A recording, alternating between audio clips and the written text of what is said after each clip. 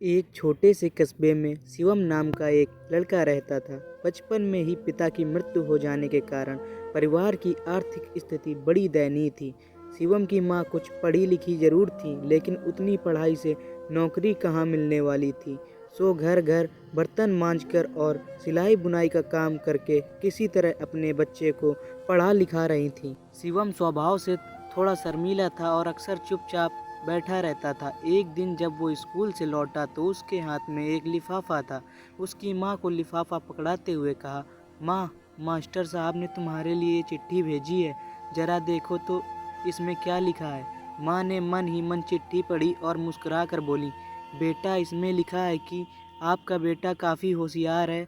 इस स्कूल के बाकी बच्चों की तुलना में इसका दिमाग बहुत तेज है और हमारे पास इसे पढ़ाने लायक शिक्षक नहीं है, इसलिए कल से आप इसे किसी और स्कूल में भेजें। यह बात सुनकर शिवम को स्कूल न जा सकने का दुख तो हुआ, पर साथ ही उसका मन आत्मविश्वास से भर गया कि वो कुछ खास है और उसकी बुद्धि तीव्र है। माँ ने उसका दाखिला एक अन्य स्कूल में करा दिया। समय बीतने लगा। शिवम ने खूब मेहनत से पढ़ाई की। आगे चलकर उसने सिविल सर्विस परीक्षा भी पास कर की और आईएएस ऑफिसर बन गया। शिवम की माँ काफ़ी बूढ़ी हो चुकी थी और कई दिनों से बीमार भी चल रही थी और एक दिन अचानक उनकी मृत्यु हो गई।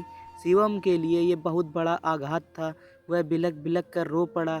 उसे समझ नहीं आ रहा था कि उस अब अपनी माँ के बिना वो कैसे जिएगा। रोते रोते ही उसने माँ की पुरानी अलमारी खोली और हाथ में उनकी माला, चश्मा और अन्य वस्तु लेकर चूमने लगा। उस अलमारी में शिवम के पुराने खिलौने और बचपन के कपड़े तक संभाल कर रखे हुए थे। समीर एक एक करके सारी चीज़ें निकालने लगा और तभी उसकी नज़र एक पुरानी चिट्ठी पर पड़ी। दरअसल ये वही चिट्ठी थी जो मास्टर साहब ने उसे 18 साल पहले दी थी। नम आंखों से शिवम उसे पढ़ने लगा। आदरणीय अभिभावक, आपको बताते हुए हमें अफसोस हो रहा है कि आपका बेटा शिवम पढ़ाई में बहुत कमज़ोर है और खेल कूद में भी भाग नहीं लेता है।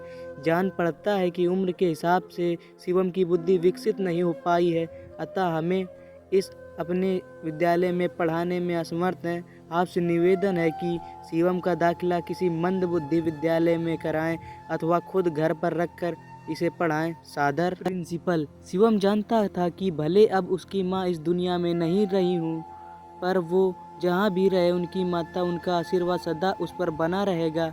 दोस्तों, रुडयार्ड किपलिंग ने कहा है, भगवान सभी जगह नहीं हो सकते, इसलिए उसने माँ बनाई है। माँ से बढ़कर त्याग और तपस्या की मूरत भला और कौन हो सकता है। हम पढ़ लिख लें, बड़े होकर कुछ बन जाएं, इसके लिए वो चुपचाप ना जाने कितनी कुर्बानियाँ देती हैं। अपनी ज़रूरतें मार कर हमारे शौक़ पूरी करती हैं।